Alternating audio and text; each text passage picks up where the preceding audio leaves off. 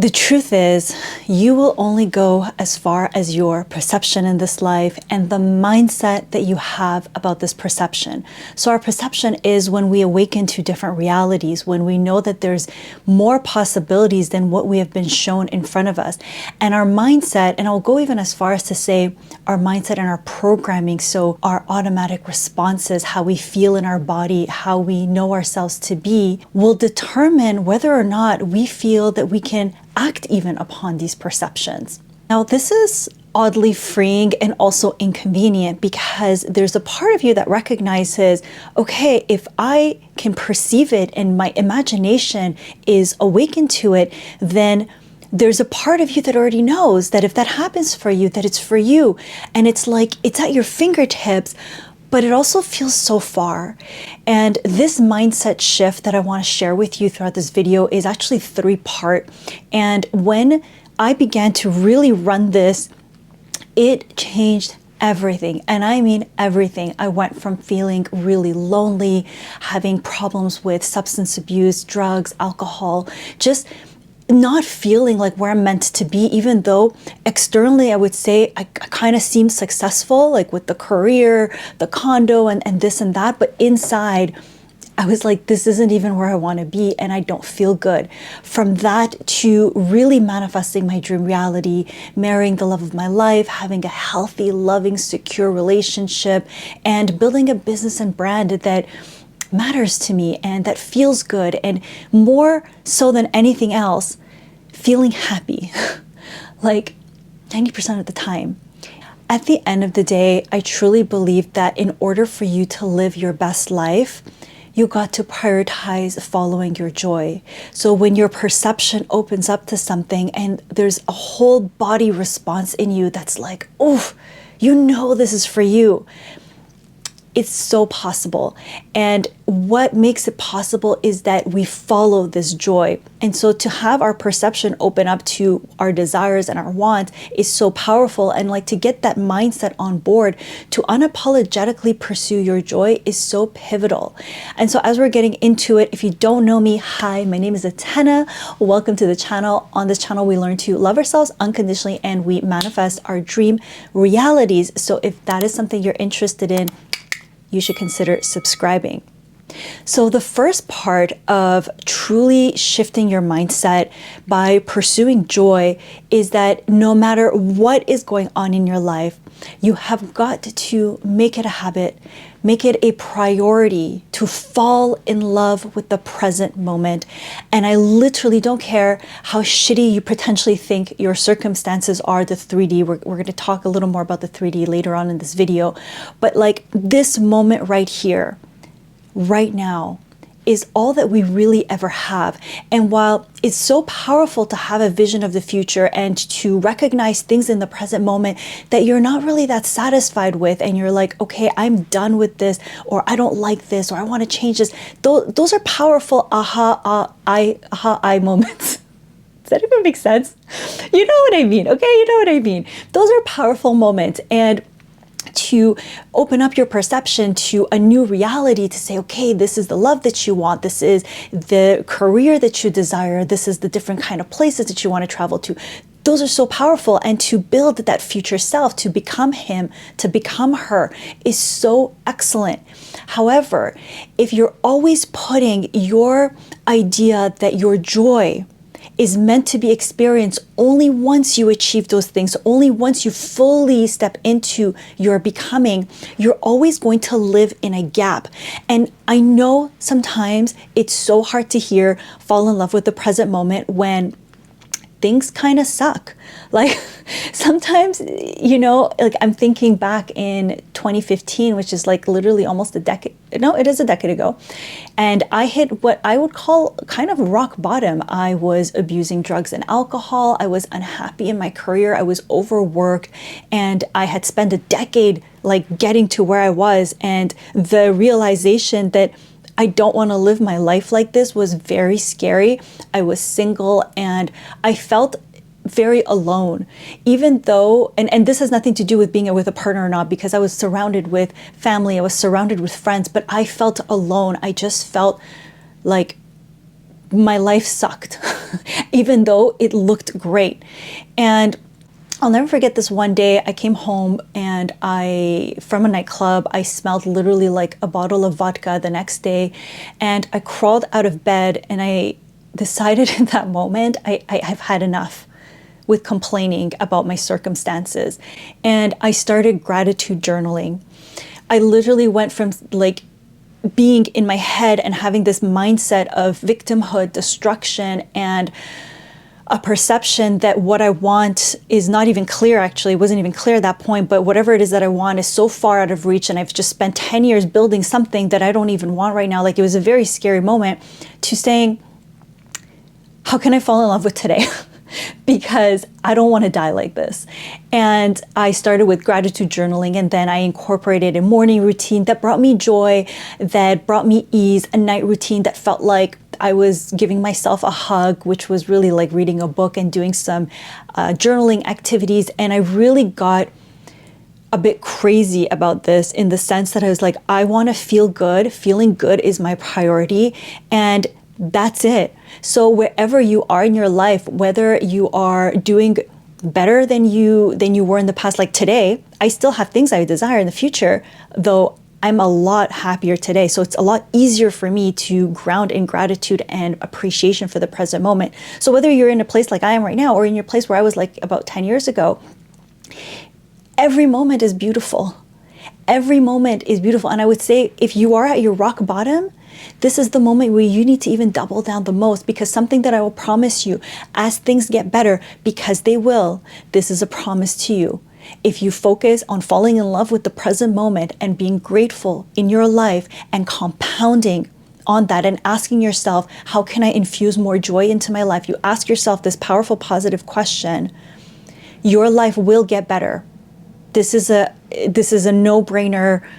I can go with the science, the spiritual, like, go wherever you want to go. Like, this is proven. Like, the more you compound on this, the better it gets.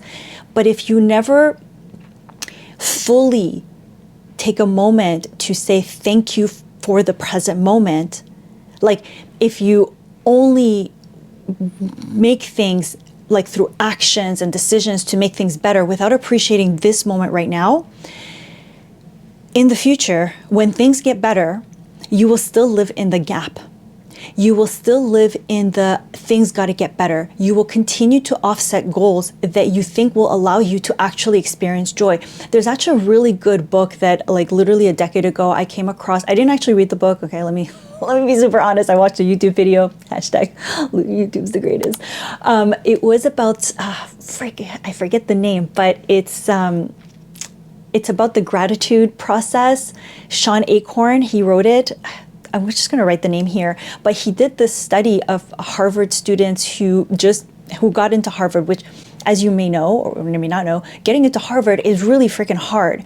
And everyone who got in was happy for about 2 weeks, until they were back to being miserable and back into the rut and the hustle of the new goal that they set. Their joy lasted 2 weeks. That's it. So while it's so powerful to set goals and actually achieve them and build the life that you dream of, you got to fall in love with the present moment, no matter where you are. Holy camole, that was long-winded. I had to drive that point home. Okay, so the next thing that comes is, after falling in love with the present moment, is getting as clear as possible about what it is that you want. So when we have a perception of, like, let's say there's a lifestyle that you're like, this is what you desire. I know for me, for instance, after I noticed that career wasn't going the way I wanted to go and that's not what I want, I began to open up my perception to the different lifestyles that I want to live and how do I want to spend my day. So if you haven't even taken the time to answer that question, how do you want to spend your days? Like, what is an ideal day for you? Take the time to write it down. And some people are fantastic in the sense that they can write a 5-year, 10-year, 20-year plan. If that is you, congrats, boo-boo. Maybe write a comment to school me, because I have some goals that I know I want to achieve in the next 5-10 years, but it has never worked for me to write a 5, 10, 20-year plan. I'm just not that kind of girly, and I would go as far to say those of us who really resonate with the new earth, some of you may not even understand what I'm talking about. Don't worry about it. But like those of you who understand, you'll know what I mean right away. It's like, I can see the next 6 months. After that, I'm not so sure, because things are constantly changing. My mindset is constantly evolving. There's always a new evolution of my understanding of the soul and the presence I'm meant to have on this earth. So yes, there are some things that are clear, but for the most part, I see the next 6 months and that's it. So even if you're like me, like this is, you can't see that far ahead, continuously asking yourself, what would bring me the most joy? What is the next thing that you want to manifest in your life that will really bring you joy? And even if this is being of service, which I highly encourage everyone to adopt, like having acts of service, let those acts of service be those that bring you a form of joy. Even, for instance, YouTube.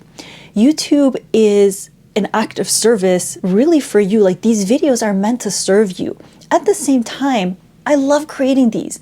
Like I genuinely love the process of finding a topic that I want to bring forward and finding a way to create the video, what kind of words I'm going to use. Like it's a long process, like researching and writing and editing and this and that. Like, but I freaking love it. And I think of this one artist, Kendrick Lamar. I think I've spoken about him before on this channel.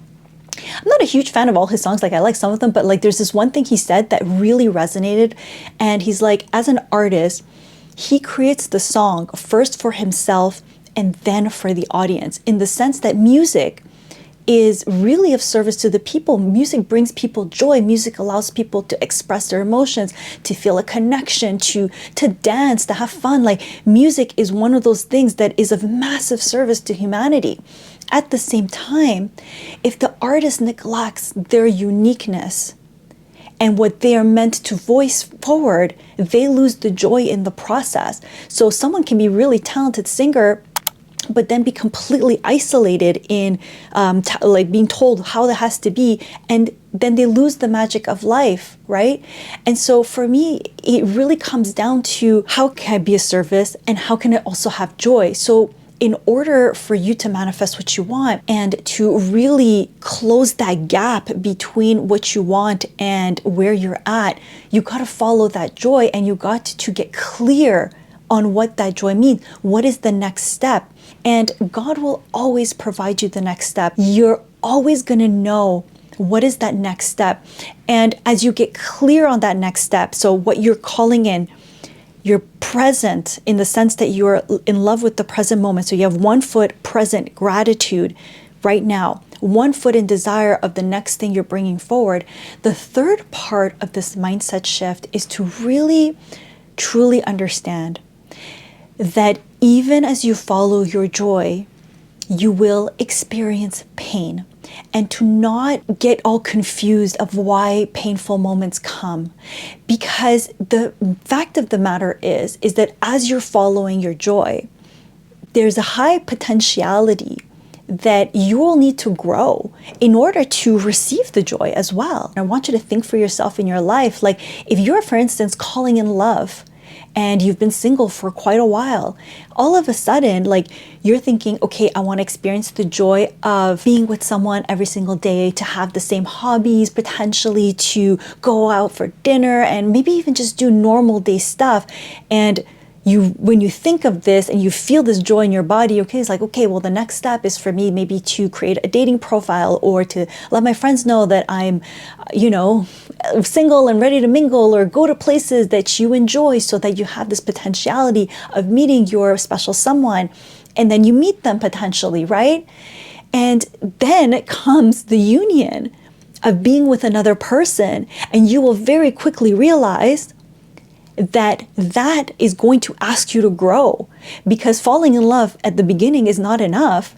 You will need to abandon that ego at some point. You will need to make compromises. You will need to sometimes better yourself to show up for your partner. And you're following the joy, because the more you do this, the better the love gets.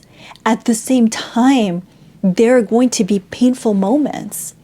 Is this resonating? Those of you who are understanding what I'm saying, or that have noticed that, wow, yeah, sometimes when I'm following my joy, I feel like moments of pain. Please comment it below so that, you know, we get that conversation going, and potentially others who continuously resist feeling any kind of pain.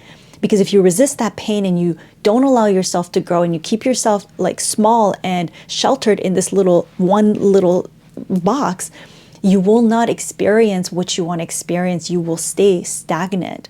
Quick interruption to this video, beautiful soul. I completely forgot while I was recording to mention that we have a beautiful community that's opened up, and it's completely free for you to join. It's the It's Possible community, where we really unapologetically suspend our disbeliefs and we set forward to manifesting our dream realities. And we have a really fun book club in there. We have guests coming in. Our first guest is going to be a human design expert, and she's going to give us a riff on self-concept and your human design. There is a future self hypnotic activation in there, some somatic practices, and really beautiful souls. So if you're feeling called to join a community to come more alive with your manifestation, I will leave the link for you below, and I hope to see you in there. And so this mindset that your pain can be of service to you is super critical. And I will go as far as to say that while you're going through some painful moments, like a few months ago, I had probably one of the biggest shifting painful moments, and it was very heavy. It was very dark in some ways. And you know, when you go through these moments, you really realize that you kind of go into this deep void where you're no longer the person you used to be, and you're not yet the person you're becoming. And there's this moment of like stagnation. Stagnation is not the word, but like you're in a void, right? You're just in that in-between zone. Even in that zone, you get to ask yourself, what would bring me more joy? And sometimes it can be simple things like having simple practices, potentially pleasure practices, or taking breaks and saying, hey, I'm going to go for a walk. I'm going to treat myself to a latte. I'm going to book myself a trip, or whatever it is for you. Like, to even in those moments of pain, you don't have to go into this deep doom and gloom. I think that's what makes it really hard.